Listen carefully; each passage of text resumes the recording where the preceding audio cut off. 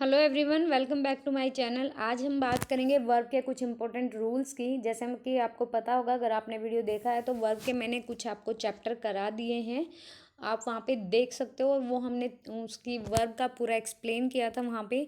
यहाँ पे रूल्स हैं और इन रूल्स को अगर आप कर लेते हो तो वर्ब का आपसे यहाँ से कोई भी पॉइंट नहीं छूटेगा। तो चलिए स्टार्ट करते हैं अपना आज का टॉपिक। थोड़े से रूल इसमें हैं और एक नेक्स्ट वीडियो आएगा उसमें कंप्लीट हो जाएंगे। फर्स्ट ऑफ ऑल सेंटेंस लिखा है, being ill I could not come, this sentence is correct. Being a rainy day I could not come, this sentence is wrong. And walking along the road my pen fell down, ये भी wrong है। हम बात करेंगे एक एक करके तीनों सेंटेंसेस की। पहला जो सेंटेंस है, बीइंग के पहले किसी सब्जेक्ट का यहाँ पर डिस्क्राइब नहीं किया गया है।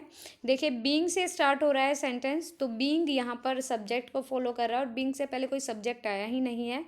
तो जो सेकंड भाग का सब्जेक्ट है, लाइक आई जो है, वो पहले भाग का भी सब्जेक्ट बन जाएगा। आई जो कि सेकंड भाग का सब्जेक्ट है, आई कुड नॉट कम, वो पहले भाग को भी फॉलो करेगा। इट मीन्स यहाँ पे आई अगर हम लगाएं तो ये गलत नहीं होगा और वाक्य फर्स्ट का अर्थ सही निकलता है। आप कभी भी ऐसा अगर सेंटेंस देखते हैं जो कि बीइंग को फॉलो करता है और बीइंग से पहले अगर कोई सब्जेक्ट नहीं है और एक और सेंटेंस है, जैसे एक सेंटेंस में दो सेंटेंस होते हैं, एक होता है इंडिपेंडेबल, एक होता है डिपेंडेबल, ठीक है, जिसको सुबॉर्डिनेट बोलते हैं। ओके, अगर हमारा जो सेकंड सेंटेंस का सब्जेक्ट फर्स्ट सेंटेंस के सब्जेक्ट को कंप्लीट कर दे और एक आपको सुटेबल मीनिंग मिले किसी सेंटेंस का, that means sentence will be correct, वो सेंटेंस करेक्ट माना जाएगा। जैसे यहाँ पे देखिए, being ill I could not come, बीमार होने के कारण मैं नहीं आ पाया, ठीक है। आई कुड नॉट कम, मैं नहीं आ पाया, ये पास्ट में है सेंटेंस। तो यहाँ पर जो आई है, जो कि सेकंड सेंटेंस का सब्जेक्ट है, वो फर्स्ट सेंटेंस के सब्जेक्ट को भी कंप्लीट कर रहा है। So here I is correct. Second देखिए, सेकंड कैसे गलत है। सेकंड में लिखा है, being a rainy day I could not कम, बारिश का दिन होने के कारण मैं नहीं आ पाया। अब यहाँ पे देखिए, अगर दूसरे वाक्य में बीइंग के पहले सब्जेक्ट इट का प्रयोग न किया जाए तो आई रेनी डे का सब्जेक्ट भी बन जाता है। अगर देखिए, यहाँ पर अगर इट नहीं लगाया तो बेटा तो यहाँ पर रेनी के लिए क्या होगा, इट लगाना ज़रूरी है, ठीक है। लेकिन यहाँ पर इट लगाया ही नहीं तो आई इसको फॉलो करेगा और आई अगर यहाँ पे सेंटेंस बन गया, सब्जेक्ट बन गया, तो यहाँ पर सेंटेंस का मीनिंग ही गलत आएगा, ठीक है। तो रेनी डे का सब्जेक्ट भी आई बन जाता है और इससे वाक्य का अर्थ गलत हो जाता है। It being a rainy day का यूज़ करना चाहिए हमें यहाँ पे जैसे इट बीइंग ए, यहाँ पर इट लगाना चाहिए। अदरवाइज, क्योंकि यहाँ पर देखो, यहाँ पर सेंटेंस एक दूसरे को कनेक्ट कर रहा है, लेकिन यहाँ पर सेंटेंस दोनों की अलग अलग कंडीशन है। उन्होंने वेदर के बारे में बोला कि बारिश के कारण आई कुड नॉट कम, फिर अपने बारे में बताया आई कुड नॉट कम। लेकिन अगर आई यहाँ पर इसका सब्जेक्ट बन गया तो यहाँ पर सेंटेंस का मीनिंग गलत हो जाता है। थर्ड देखिए, walking along the road my pen fell down, road पर चलते चलते मेरा पेन गिर गया।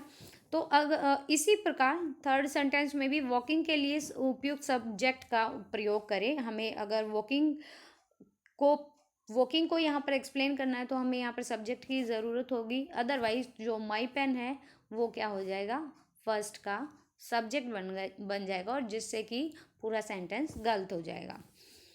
जैसे क्या लिखना चाहिए, while I was walking on the road, while I was walking on the road my pen fell down, ऐसे हम लिख सकते हैं, यह करेक्ट होगा।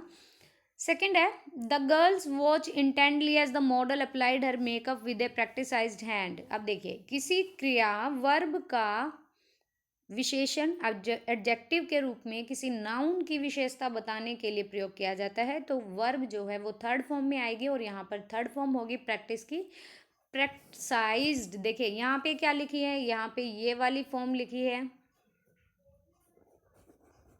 ये फॉर्म गलत है। जो थर्ड फॉर्म होगी वो होगी प्रैक्टाइज्ड, ठीक है। This will be wrong and this will be correct. So here third form of the verb is used.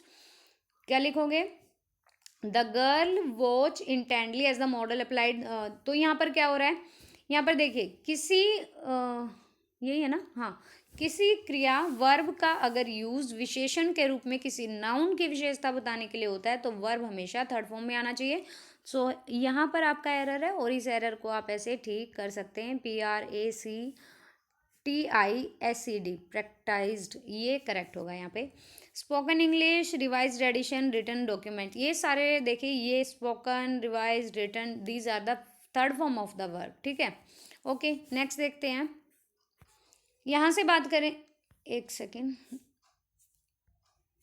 यहाँ से बात करेंगे स्पोकन इंग्लिश, रिवाइज्ड एडिशन और रिटन डॉक्यूमेंट। इन सभी जो एग्जांपल्स में इंग्लिश एडिशन व डॉक्यूमेंट एक नाउन है जिनकी विशेषता बताने के लिए वर्ब की थर्ड फॉर्म का यूज हुआ है। वर्ब की थर्ड फॉर्म स्पीक की थर्ड फॉर्म स्पोक है, रिवाइज की रिवाइज्ड एंड राइट की रिटन है। लेकिन अगर वर्ब को कॉन्टिन्यूस आपको अवस्था में दिखाना है, कॉन्टिन्यूस सिचुएशन में अगर आपको दिखाना है तो वर्ब ऑब्वियसली आईएनजी फॉर्म में आएगी। Like rising price, developing country और स्टेमिंग कप ऑफ टी, ये सारे आएंगे आईएनजी फॉर्म में। अगर क्रिया का प्रयोग नाउन फॉर्म में किया जाए तो ING form gerund to V1 form infinitive में होना चाहिए। क्या क्या बोला गया कि अगर verb used as a form of noun then the verb will be gerund form and ING form, जो कि जीरन फॉर्म कहलाती है, 2+V1 फॉर्म इन्फिनेटिव। या तो इन्फिनेटिव आ सकता है या तो जीरंट आ सकता है। आप ये सेंटेंस देख सकते हैं यहाँ पे, स्मोकिंग इज प्रोहिबिटेड हेयर। यहाँ पर स्मोकिंग को नाउन के लिए एज ए नाउन यूज़ किया गया है, तो वर्ब अगर स्मोक को माना जाए तो नाउन के लिए यूज़ हुआ है तो वर्ब हमेशा आईएनजी फॉर्म में आएगी। ये रिकमेंड कर। नेक्स्ट देखिए, swimming is a good exercise. अब यहाँ पर देखो, स्विमिंग जो है ये नाउन को क्वालिफाई कर रहा है, नाउन फॉर्म में है, तो यहाँ पर वर्ब जो है आईएनजी फॉर्म में आएगी। टू एर इज ए ह्यूमन, अब यहाँ पर जो एर है देखो ये वर्ब की फॉर्म है, लेकिन इससे पहले टू लगा दिया तो ये मतलब ये इन्फिनेटिव है। तो हमको यही तो बोला गया है कि अगर कोई भी वर्ब नाउन को क्वालिफाई करे या नाउन फॉर्म को आपको एक्सप्रेस करे तो and the verb will B infinitive और द जीरन, ठीक है। नेक्स्ट है क्रिया कैसे हुआ, ये एडवर्ब ऑफ मैनर बताता है और एडवर्ब ऑफ मैनर सामान्यतः एलवाई से खत्म होता है। सबको पता होगा एडजेक्टिव और एडवर्ब का क्या होता है। एडवर्ब जैसे अगर एडजेक्टिव है ऑनेस्ट, ईमानदार, तो एडवर्ब क्या होगा, ऑनेस्टली, तो एलवाई से खत्म होता है। तो यहाँ पे देखो, ही वर्क्स ऑनेस्टली, अब वर्ब है वर्क्स यहाँ पे और ऑनेस्टली एडजेक्टिव है। ही टॉक्स पोलाइटली, तो यहाँ पर टॉक जो है वो वर्ब है और पोलाइटली एडजेक्टिव है।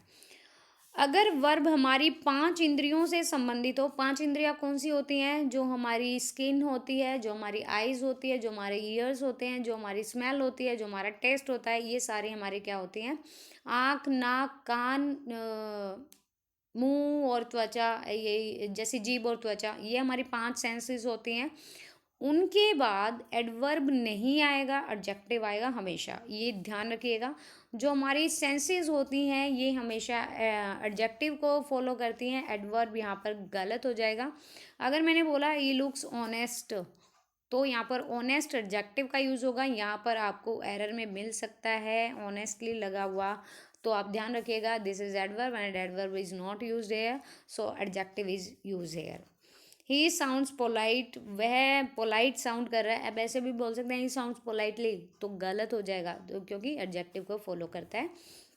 क्यों करता है, because these are the 5 senses, ये 5 सेंसेस में इंक्लूड होती है। वर्ब ऑफ सेंसेस देख लीजिए कौन कौन से है, इसे आगे हम बाद में करेंगे सारा।